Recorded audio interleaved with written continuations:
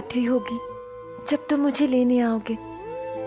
ऐसी ही पवन चल रही होगी और मैं केवल और केवल पूरब की ओर देखूंगी, जहां से तुम आओगे कृष्ण।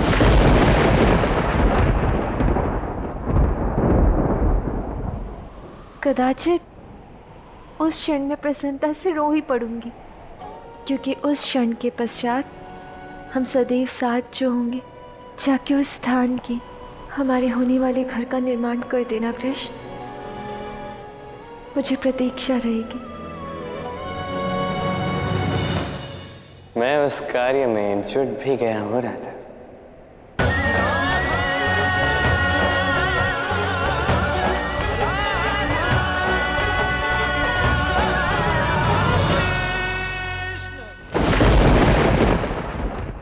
अपने क्रोध का त्याग करे सम्राट, उत्सव का मन बनाए।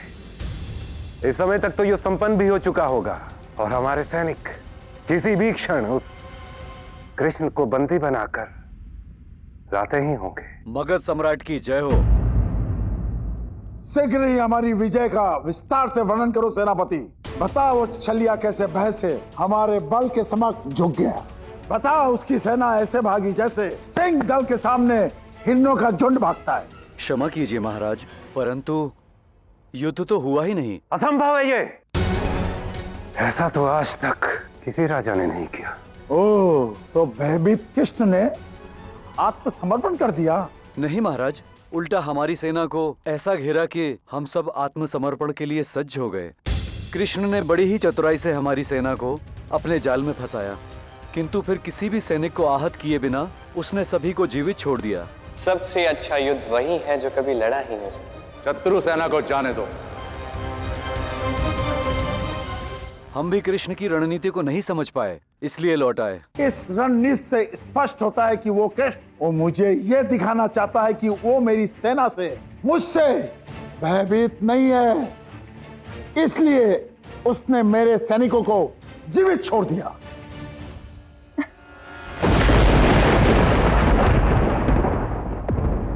उस कृष्ण ने मेरा अपमान किया है और तुम्हें हंसी आ रही है रुक्मिणी? नहीं काकाश्री, मुझे हंसी आपके अपमान पर नहीं, अपनी सोच पर आ रही है। कितनी मूढ़ हूं मैं। वो कृष्ण जो अस्त्र से नहीं अपनी बांसुरी से सबको अपने वश में करता है, जिसने निहत्थे कंस जैसे महाबली का अंत किया, जो सम्राट जरासंध से निर्भीक होकर उनके सैनिकों को जीवित छोड़ देता है। मैं मूढ़ उसकी कुशलता के लिए व्याकुल हूं। ये तो ऐसा हुआ जैसे जैसे दीपक सूर्य के तेज की चिंता करता है। कृष्ण तो सर्वशक्तिशाली है, नितांत अभय है वो। मैं एक ऐसे व्यक्ति से प्रेम करती हूँ और उसके लिए भयभीत हो रही हूँ। बस इसी सोच पर हंसी आ गई। मैं मगध सम्राट जरासंध तुम्हारे मुख से ये हंसी छीन लूंगा। तुम्हारा प्रेम वो ग्वाला तुम्हें कभी नहीं मिलेगा रुक्मिणी, कभी नहीं, क्योंकि मृत व्यक्ति से किसी का विवाह नहीं होता है रुक्मिणी। रुक्मिणी, मेरे सभी महाविनाशक अस्त्र शस्त्र मगध से मंगवा जाए। मेरे सबसे कुशल और शक्तिशाली सैन्य दल को यहाँ आने का संदेश भेजो। रुक्मिणी, अपनी बहन के स्वयंवर के प्रबंध संपन्न करो। मैं कृष्ण से अपने अपमान का प्रतिकार लेकर आता हूं। अब मैं किसी पर भी विश्वास नहीं करूंगा। मैं स्वयं जाऊंगा और उस कृष्ण की उदंडता, झूठी निर्भीकता और माया का अंत करूंगा। मार दूंगा उस कृष्ण को।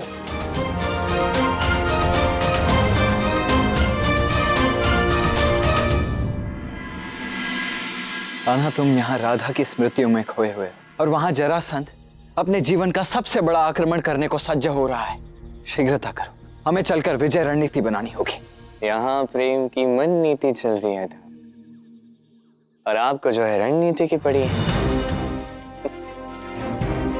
आप इस रणनीति को मुझ पर छोड़ दीजिए और आप बस मेरे लिए एक अत्यंत महत्वपूर्ण कार्य कीजिए। युद्ध की इस परिस्थिति में मैं तुम्हारे लिए ऐसा कौन सा काम है तुम्हारा करना? आप जाके एक ऐसा स्थान खोजिए जो अत्यंत भव्य हो, दिव्य हो, अद्भुत हो, जैसे एक स्वप्न।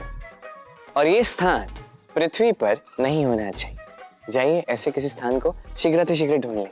किंतु ऐसा स्थान तुम्हें चाहिए क्यों? अरे आपका विवाह, बलराम दाऊ और रेवती का विवाह वहीं पर तो होगा।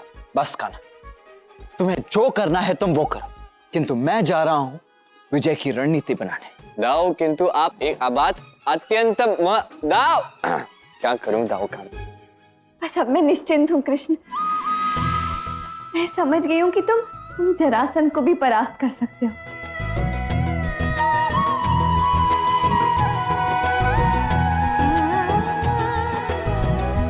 पुत्री रुक्मिणी,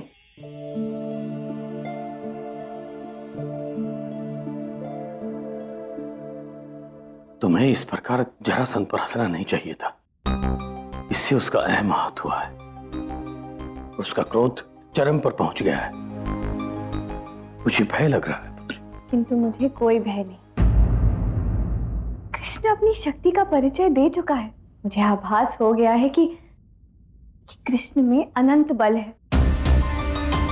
अन्यथा वो जरासंध को ऐसे उत्तेजित नहीं करता पिताश्री। तुम समझने का प्रयास करो रुक्मिणी। कृष्ण कितना भी शक्तिशाली क्यों ना हो, वो जरासंध का सामना नहीं कर सकता। वो भगवान भी होता तो भी जरासंध को मार नहीं पाता। ये आप क्या कह रहे हैं पिताश्री? हाँ पुत्री, जरासंध अमर है। अमर? कैसे? संसार में कोई भी अमर नहीं हो सकता पिताश्री। परंतु जरासंध है पुत्री। उसका जन्म अत्यंत विचित्र प्रकार से हुआ था रुक्मिणी। जरासंध के पिता वृद्धार्थ की 2 पत्नियां थी, किंतु एक भी संतान नहीं थी। वो अपनी पत्नियों के साथ एक साधु के पास गए और उनकी सेवा की। मैं तुम्हारे सेवा भाव से अत्यंत प्रसन्न हूं राजन। ये आम लो,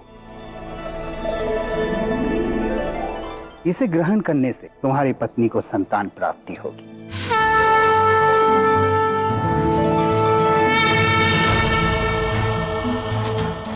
किंतु वृद्धरथ की पत्नियों ने नासमझी में उस आम के 2 टुकड़े करके उसे ग्रहण किया।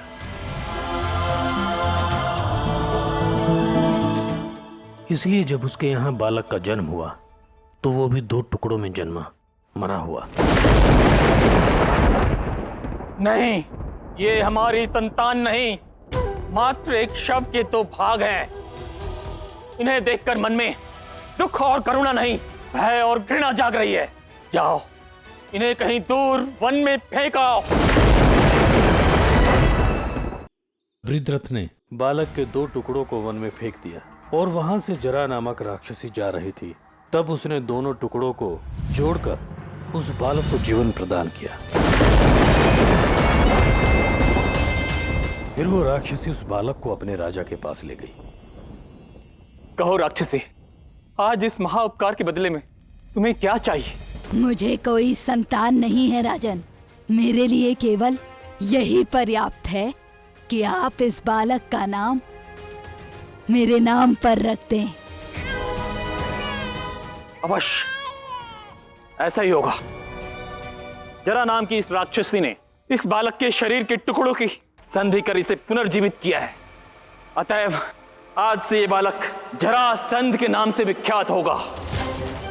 जरासंध का 2 टुकड़ों में जन्म लेना उसके लिए श्राप नहीं, वरदान सिद्ध हुआ। अब जरासंध को कितनी बार भी मारो, वो नहीं मरेगा, फिर से जुड़ जाएगा। जरासंध को मारना असंभव है रुक्मिणी। अर्थात वो अमर है, फिर कृष्ण उसे कैसे हरा पाएगा?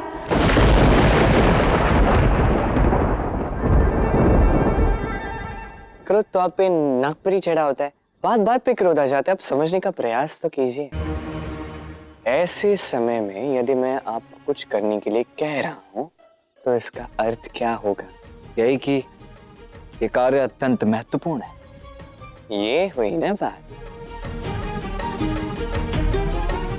किंतु मेरे विवाह के लिए एक ऐसा स्थान क्यों ढूंढना है जो धरती पर है ही नहीं? ऐसे विशेष स्थान की भला आवश्यकता ही क्यों है?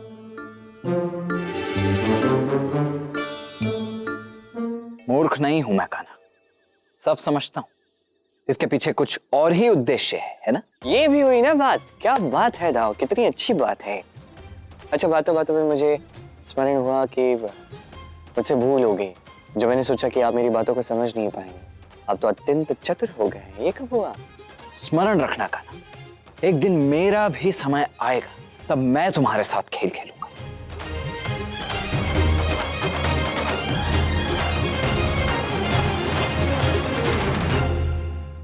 खेल तो खेलना होगा, लीला भी रचनी होगी। मैंने राधा को वचन दिया है कि मैं उसे एक दिव्य भव्य स्थान पर ले जाऊंगा।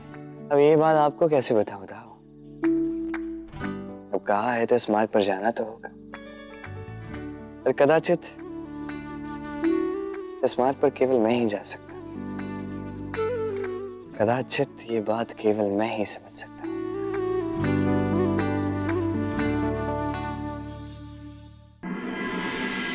राधा रानी की जय हो। राधा रानी, मथुरा में कृष्ण ने जरासंध की सेना को पहले घेरा और बिना आहत किए मुक्त कर दिया। इस प्रकार पुनः कृष्ण ने अपनी अनंत शक्तियों का परिचय दिया।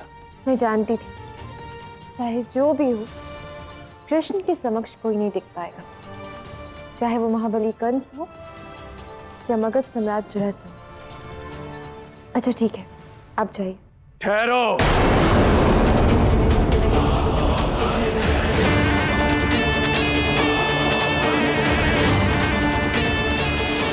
संदेशवाहक, तनिक एक बात बताना, जब उस कृष्ण ने जरासंध की सेना को बंदी बनाया, तब क्या सम्राट जरासंध वहां उपस्थित थे?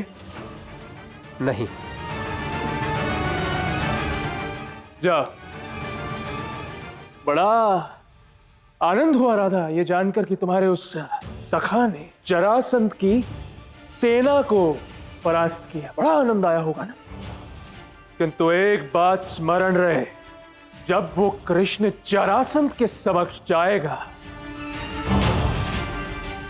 वो दिन उसके जीवन का अंतिम दिन होगा। एक बात स्मरण रखना आई, यदि कृष्ण कंस का अंत कर सकता है तो जरासंध का भी अंत। कदापि नहीं राधा, कदापि नहीं। वो कंस मर गया क्योंकि वो मृत था, किंतु जरासंध अमृत है, अमर है।